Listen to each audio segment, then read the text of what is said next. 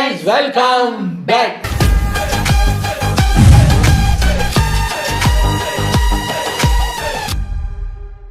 இன்னைக்கு டியூஸ்டேங்கிறதுனால magnet family magnet facts video எடுத்து வந்திருக்கேன். நேற்று தான் மேக்னட் ஃபேமிலி பார்த்ததில்ல, சாரி மறந்துடுச்சு. Secret products of famous companies, இது மாதிரி நம்ம ஆல்ரெடி ஒன்று பார்த்துருக்கோம். பட் ஃபேமஸ் கம்பெனி வெளியே யாருக்கும் சொல்லாமல் சீக்ரெட்டாக ஒரு ப்ராடக்ட் வச்சுருக்காங்க. சீக்ரெட்டாக வைக்கிறதுக்கு எதுக்கு அதை செய்கிறீங்க? நம்ம கம்பெனி பேர் வராமல் செய்கிறாங்களோ, என்ன சொல்ல வர்றாருன்னு தெரியல. ஒருக்கா உள்ளே போய் பார்த்துருவோம். இது ஒரு ஷார்ட் 8 minutes வீடியோங்கிறதுனால டக்குன்னு பார்த்துட்டு ஆண்டாண்டு காலமாக நமக்கு பரிச்சயமான ஃபேமஸான ஏகப்பட்ட கம்பெனிகள் நமக்கு தெரியும். அவங்க ஃபேமஸானதுக்கும் பரிச்சயமானதுக்கும் முக்கியமாக ஒரு ப்ராடக்ட் காரணமாக இருக்கும். ஆனால் நம்மளுக்கு நல்ல பழக்கப்பட்ட அந்த கம்பெனிகளே யாருக்கும் தெரியாமல் சில சீக்ரெட்டான பொருட்களையும் வித்துக்கிட்டும் இருக்காங்க. அப்படி காபி ஃபிளேவரில் வந்த ஃபேமஸான சிப்ஸ்ல இருந்து கறி வித்து லாபம் பார்க்குற பயங்கரமான கார் கம்பெனி வரைக்கும் ஏகப்பட்ட சீக்ரெட்டான கம்பெனி பொருட்கள் வீடியோக்குள்ள வெயிட்டிங்கிறதுனால வெல்கம் டு த வீடியோ. இதுதான் அவங்க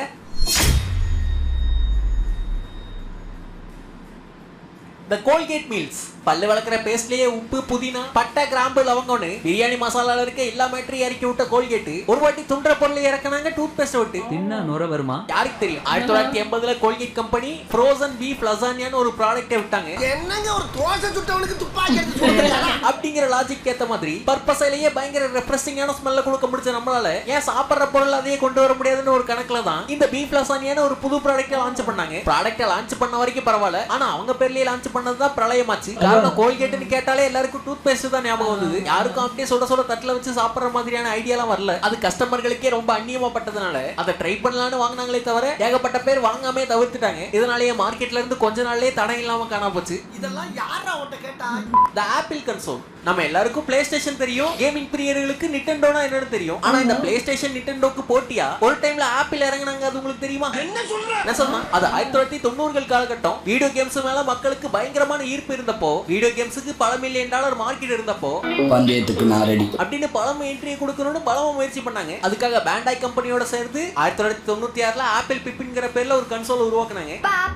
அப்படின்னு கேமர்ஸ் எல்லாம் கிண்டல் பண்ற மாதிரி அதோட பேர்லயே பிரச்சனை. அதே மாதிரி ஆப்பிள் ப்ராடக்ட்களுக்கு ஐகானிக்கா இருக்க அந்த லோகோவா இல்ல அதீத விலையும் அதுக்கு வச்சாங்க. 1996 காலகட்டத்திலேயே $600 விலை வச்சாங்க. 2026ல 600 பெருசு, 1996ல 600. யாராவது போய் பிப்பின் 600 ரூபாய்க்கு வாங்குவாங்க? இப்போ பிளே ஸ்டேஷன் அப்படின்னா கூட இப்போ கூட 2000 வெள்ளி ஆனால் வாங்கணுங்கிற மாதிரி இருக்கு. இப்போ போயிட்டு ஐயா 4000 ரூபாய்க்கு பிப்பின்னு ஒன்று கொடுங்க அப்படின்னு வாங்குவானவனா? அது செல்லா எப்போ போல உள்ள இருக்க கான்ஃபிகரேஷன்லாம் பயங்கரமா இருந்தாலும் அப்ப அதுக்கு கூட இருந்த போட்டியாளர்கள் அதோட விலையை வச்சு ஜெயிச்சாங்க. அதே டைம்ல 1995ல லான்ச் ஆயிருந்த PS1 வெறும் $300. அந்த PS ஓடயே சேர்ந்து லான்ச் ஆயிருந்த நிட்டெண்டோவும் $200 தான். அக்கால கேமர்களுக்கு அஃபோர்டபுளான விலையா இருந்தது. அதே மாதிரி பிளே ஸ்டேஷனும் நிட்டெண்டோவும் வச்சிருந்த மாதிரி ஒரு நல்ல எக்கோசிஸ்டம் அவங்க கிட்ட இல்ல. கேம் டெவலப்பர்களும் பிப்பினுக்கு கேம் உருவாக்குறதுல ஆர்வம் காட்டல. அவ்வளவு விலை கொடுத்து அதை வாங்கி விளையாடணுங்கிறதுக்கான எக்ஸ்க்ளூசிவான கேம்களும் அதுல இல்லங்கிறதுனால வீடியோ கேம் விளையாட்டாளர்கள் பிப்பினை வீதியில விட்டாங்க. காலப்போக்கில் ஆப்பிள் பிப்பின்னு ஒரு ப்ராடக்ட் வச்சிருந்ததே பலருக்கும் தெரியாத மேட்டர் ஆயி போச்சு. அவனுக்கே தெரியாது.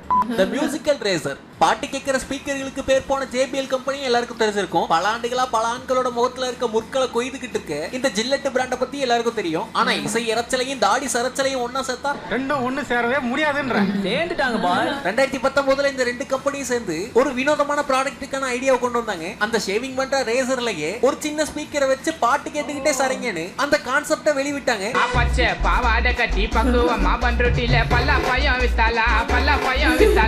தாடியை வலிச்செடுக்கிற எக்ஸ்பீரியன்ஸ்லயே ஒரு இசையை கலந்த மாதிரி ஒரு புதுவிதமான கான்செப்ட்ல கொண்டு வரோம்னு விளம்பரம்லாம் விட்டாங்க. குறைஞ்ச மக்கள் மட்டுமே வாங்கக்கூடிய லிமிடெட் எடிஷனா வரப்போதுங்கும் போதே வரவேற்பு இருந்தாலும் ஆனா இதை பிராக்டிக்கலான ப்ராடக்ட்டா கொண்டு வரதுக்கு அவங்களால முடியல. கான்செப்டாவே காணாம போயிருச்சு.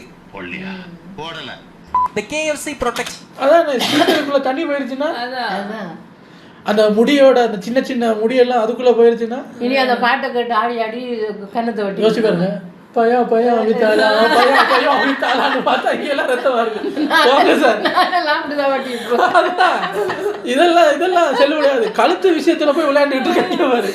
என்ன பாட்டு போடுவாங்க அப்படின்னா? அப்படின்னா மெதுவான பாட்டு தான் போடணும். ஸ்லோவான பாட்டு போட்டா 5 நிமிஷத்துல போகுதே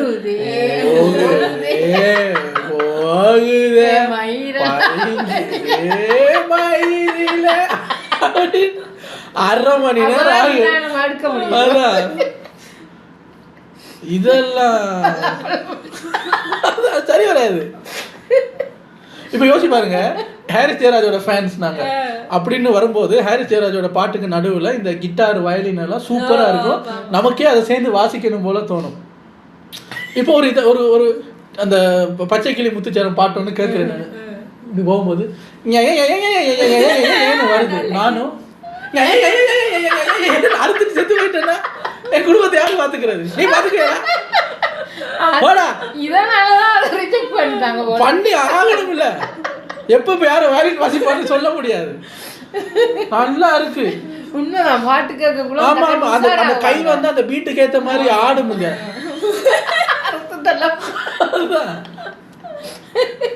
எப்படி இருக்கும்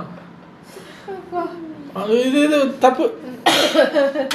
பொரிச்ச கோழிக்குனே உலகம் ஃபுல்லா ஃபேமஸான KFC கம்பெனி யாரும் நினைச்சு பார்க்காத ஒரு வினோதமான ப்ராடக்ட்டை கொண்டு வந்து அதை மக்கள் எல்லாம் வாங்கி தீர்த்த வரலாறு இருக்கு. 2017 KFC கம்பெனி ஜப்பான்ல அவங்களோட ப்ராடக்ட்டுக்கு சுத்தமே சம்பந்தம் இல்லாத மாதிரி KFC சன்ஸ்கிரீன் ஒன்று கொண்டு வந்தாங்க. வெயில இருந்து முகத்தை பாதுகாக்கிற சன்ஸ்கிரீன்லயே SPF 30யோட அவங்க கம்பெனியோட ஒரு பியூட்டியும் கலந்து விட போறோம்னு சொன்னாங்க. அதாவது அந்த சன்ஸ்கிரீனை வாங்கி தேய்ச்சிங்கன்னா உங்க மேல KFCயோட ஃப்ரைடு சிக்கன் வாசம் அடிக்கும் இருக்காதுதான் போல. ஏன்னா அந்த காலகட்டத்துல ஜப்பான்ல இதை கொண்டு வந்த நேரத்திலேயே செம ஹிட் ஆச்சு, ஆன்லைன்லயே சோல்ட் அவுட் ஆயிருச்சு. வாங்கி போன ஜப்பான் மக்களுக்கும் இந்த ப்ராடக்ட் ரொம்ப பிடிச்சு போச்சு. சார் எனக்கு கொஞ்சம் கூட சார் சாப்பிட்டு பாருங்க. அது சொரிக்கும் படைக்கும் போற மருந்து. மீட்ஸ் வேகன் கிச்சன்ல இருந்தா வந்திருக்கு. சரி, அதான் நல்ல ஒரு இடத்துக்கு போகும்போது பொரிச்ச கோழி மாதிரி எல்லாம் வந்து நம்மள கடிச்சிட்டாங்கன்னா. ஆனா இங்க வந்து எக்ஸாக்டா ஷோரூம்ல இல்லை, இந்த அதாவது KFC கடையில் இல்லை, பட் ப்ரைவேட்டாக KFCயோட ஜீன்ஸு, KFCயோட தொப்பி, KFCயோட ஸ்லிப்பர்ஸ் அப்படின்னு இங்கே KFC பிராண்டில் நிறையா சேல்ஸ் ஆகுது.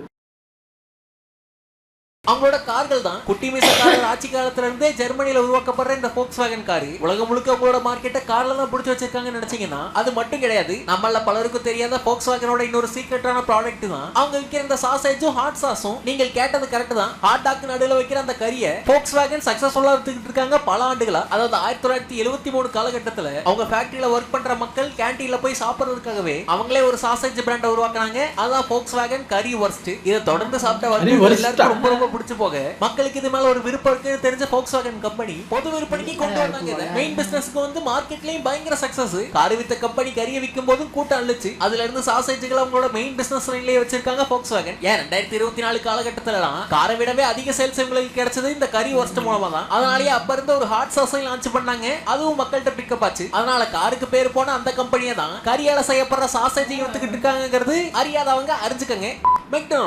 மெக்டொனால்ட்ஸ்னாவே அவங்களோட பிக் மேக் பர்கர், அவங்களோட ஸ்பெஷலான ஃப்ரெஞ்ச் ஃப்ரைஸ்னு அவங்களோட ஃபேமஸான ப்ராடக்ட்லாம் ஞாபகம் வரும். அந்த கோமாளியும் தான். ஆனா அதே மெக்டொனால்ட்ஸ் கம்பெனி தான் ஒரு புது ப்ராடக்ட்டை இறக்கி அரும்பாடுபட்டு அடியும் வாங்கினாங்க. அது பலருக்கும் தெரியாது. அதாவது 1980 காலகட்டத்துல ஃபாஸ்ட் ஃபுட்ல சக்கப்போடு போட்ட மெக்டொனால்ட்ஸ் ஃபேமஸான இன்னொரு ஃபுட்டா இருக்க பீட்சா பக்கம் தலை திருப்பினாங்க. கம்பெனியோட ப்ராடக்ட் வரிசையில பீட்சாவையும் சேர்த்து லைட்டா அகட்ட முயற்சி பண்ணாங்க. அதுதான் மெக்டொனால்ட்ஸ் பீட்சா. ஆனா மெக்டொனால்ட்ஸோட லைட்டா நம்ம பீட்சாவை போட்டு அகட்டி பார்ப்போம்னு அகட்டி இருக்காங்க. கஸ்டமர்லாம் நேரா வேணாடா எங்களுக்கு அப்படின்னு கவட்டிலே அடிச்சிட்டாங்க. அந்த பீட்சா சுத்தமா பிடிக்காம போயிருது. காரணம் மெக்டொனால்ட்ஸ்னாவே ஃபாஸ்ட் ஃபுட்டை ஃபாஸ்டா கொடுக்கறதுல தான் பேர் போனவங்க. பீட்சாவை அந்த மாதிரி வேகத்துல செஞ்சு கொடுக்க முடியாதுங்கிறத தாண்டி எல்லா இடத்துலயும் ஒரே மாதிரியான டேஸ்ட் இருக்க பீட்சாவை உருவாக்குறதுலயும் திணறினாங்க. அது அவங்க எதிர்பார்த்த சக்சஸை கொடுக்கலங்கிறதுனால அறிமுகப்படுத்தின பல கிளைகள்லயும் அந்த ஒரு இலையை மட்டும் புடுங்கி எடுத்துட்டாங்க. ஆனா இப்பவும் அமெரிக்கால ஒரு சில இடங்கள்ல மட்டும் இந்த மேக் பீட்சா வித்துட்டு இருக்காங்க. அதை ஒரு குரூப் ஆஃப் மக்கள் சாப்பிட்டுக்கிட்டு தான் இருக்காங்க. தி டெஸ்லா பாட்டில் எல்லாருக்கும். நான் ஒன்று சொல்றேன், இதே KFCயை வச்சு KFCக்கே தெரியாது போல இருக்கு அப்படி ஒரு ரெசிபி அவங்களோட கடையில் இருக்கிறது. ஆனால் அது எல்லா ஊர்லேயும் கிடைக்காது, ஸ்ரீலங்காவில் மட்டும்தான் கிடைக்கும். KFC தாத்தாக்கே தெரியாதுங்க தான் பேரில் KFC கொத்துன்னு ஒன்று வரும். ஸ்ரீலங்கா ட்ரெடிஷனல் கொத்து இருக்குல்ல, அதை எடுத்து KFCயோட மிக்ஸ் பண்ணி KFC சீஸ் கொத்துன்னு ஒன்று கொத்துனாங்க. என்ன டேஸ்ட்! அதாவது ஒரு ஸ்ட்ரீட் ஃபுட்டை எடுத்துட்டு வந்து ஒரு வெஸ்டர்ன் ஷாப்புக்குள்ள வச்சு அதுல சீஸை போட்டு அட்டகாசமா இருக்கும். ஆனா இப்போ அது டிஸ்கண்டினியூ பண்ணின மாதிரி தான். ஏன்னா நான் ஸ்ரீலங்கா போனால் சாப்பிட்டு பார்க்கணும்னு நிறைய ஸ்ரீலங்கன் KFC வெப்சைட்ல எல்லாம் போய் பார்க்குறேன். அந்த ஸ்ரீலங்கன் கொத்துங்கிற பேரை காணோம். நான் சின்ன வயசா இருக்கும்போது நான் அடிக்கடி வாங்கி சாப்பிட்ற ஒன்று அது அந்த KFC தாத்தாக்கே தெரியாது. எது என் கடையில கொத்து ரொட்டியா எப்படா? அதெல்லாம் அப்படித்தான். டெஸ்லா கம்பெனி தெரியும், அதை நடத்துற எலான் மஸ்க் தெரியும். ஆனா யாருக்காவது அவங்க சாராய பாட்டில் வித்தாங்கன்னு தெரியுமா? உங்களுக்கு தெரியுமா அக்கா? உங்களுக்கு தெரியுமா? அதை குடிச்சிட்டு டெஸ்லா காரை கூட ஓட்ட முடியாது. பாயிண்ட். அதாவது 2018 இலான் மஸ்க்கு வந்த ஒரு வினோதமான ஐடியால 2020 டக்கீலாங்கிற சாராயத்தை அடைச்சு வச்சிருக்க இந்த டெஸ்லா கியூலாங்கிற பாட்டில வெளியிட்டாங்க. குறைஞ்ச மக்கள் மட்டுமே வாங்குற மாதிரி லிமிடெட் எடிஷனா வியாபாரத்துக்கு ஆன்லைன்ல விட்ட உடனே பாட்டில் பறந்துருச்சு. காரணம் டெஸ்லா வெறியர்கள்லாம் வெளியோட வெயிட் பண்ணிட்டு இருந்தாங்க. டிசைனே மின்னல் மாதிரி யூனிக்கா இருக்கிறத தாண்டி அந்த பாட்டில் முழுக்க ஹேண்ட்மேடுங்கிறது அதோட சிறப்பு. குடி விரும்பி டெஸ்லா வெறியர்களுக்காக வெளியிட்ட அந்த ப்ராடக்ட்டை $250, அதாவது $20,000 மேல விலை வச்சு வித்தாங்க. ஆனா இப்படி ஒரு மேட்டர் வித்தாங்கிறது பல டெஸ்லா விரும்பிகளுக்கும் தெரியல.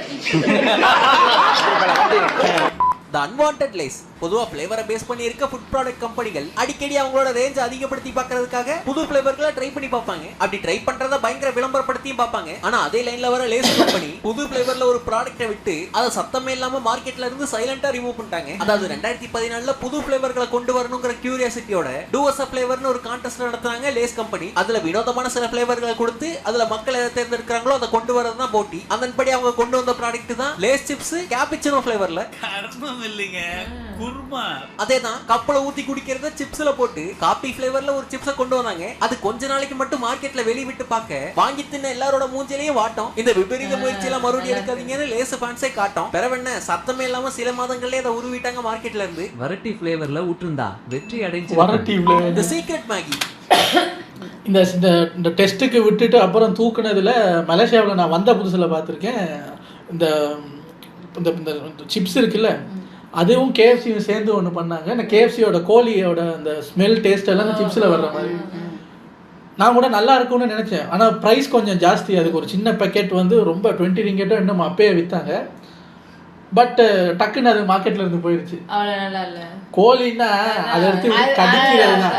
கோழி மனம் முன்னாலே நமக்கு அந்த பறந்த கோழியை சாப்பிடணுங்கிற ஃபீல் வரும். அந்த மனத்தை எடுத்து சிப்ஸ் மாதிரி நொறுக்குன்னா அந்த மனத்துக்கும் அந்த டெக்ஸ்டருக்கும் செட் ஆகலை. டக்குன்னு மார்க்கெட்ல இருந்து தூக்கிட்டாங்க போல இருக்கு.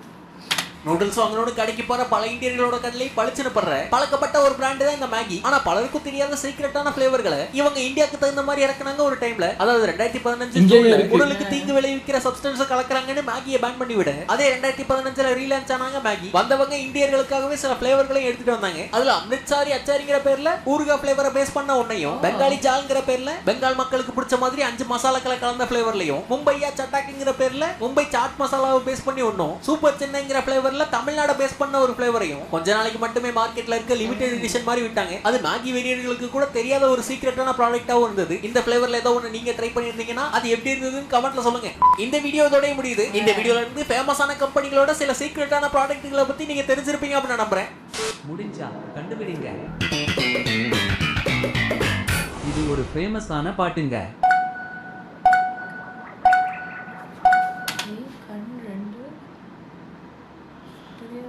அது என்ன படம்? அவரு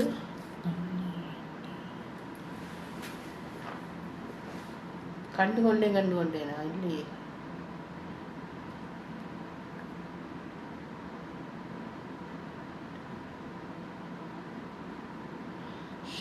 கண்டு வாத்தி ராட்டினமா அவரை வாத்தியாரே வாத்தியார் தானே கூப்பிடுவாங்க.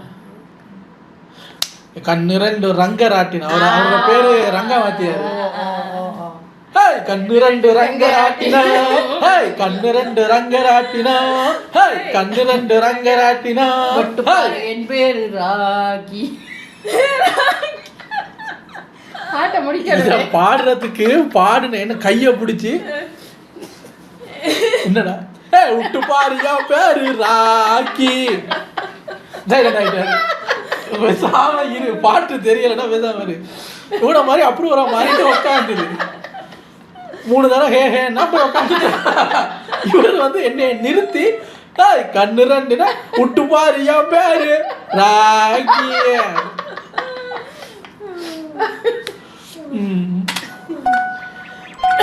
கமெண்ட்ஸ்ல கண்டுபிடிச்சு காட்டுங்க. இந்த வீடியோ பிடிச்சிருந்தா லைக் பண்ணி தட்டி விடுங்க. சேனலுக்கு புதுசா அதை போடுங்க. வீடியோல நேரம் பார்த்ததுக்கு ரொம்ப நன்றி. இதே மாதிரி இன்ட்ரெஸ்டிங்கான வேற ஒரு வீடியோல மறுக்க வந்து மீட் பண்றேன். இதுதான் உங்க நல்லா இருந்ததுங்க. ரங்கராட்டினம் இல்லை, அந்த வித்தியாசமான ப்ராடக்ட்ஸ். இந்த மேகியில் வந்து இப்போ நிறையா ஃப்ளேவர் ஸ்ரீலங்காவில் வந்திருக்கும். நான் இருக்கிற காலத்தில் ஒரு 2 ஃப்ளேவராக 3 ஃப்ளேவர் தான் இருந்தது. மேகி நார்மல் மேகி இருக்கும், மேகி கறின்னு ஒன்று இருக்கும். அது ரெண்டும் தான் மாறி மாறி இருந்தது. மேகி சிக்கன் அப்படி தான் இருந்தது. மலேசியாவுக்கு வந்ததுக்கப்புறம் நான் இப்போ மேகி சாப்பிட்ற ஆசையில் ஒரு சூப்பர் மார்க்கெட்டுக்கு போய் மேகி அப்படின்னு கேட்டேன். அந்த பக்கம் போய் பாருங்கன்னாரு. போனால் ஒரு பெரிய செக்ஷன் வெறும் நூடுல்ஸாகவே இருக்குது. அப்போ தான் எனக்கு தெரிய வந்தது மேகி மட்டும் இல்லைடா, அந்த பேர் இந்த பேர் மலேசியன் பேர் இன்டர்நேஷ்னல் பேருன்னு நூடுல்ஸில் அவ்வளோ ரகம் இருக்குது.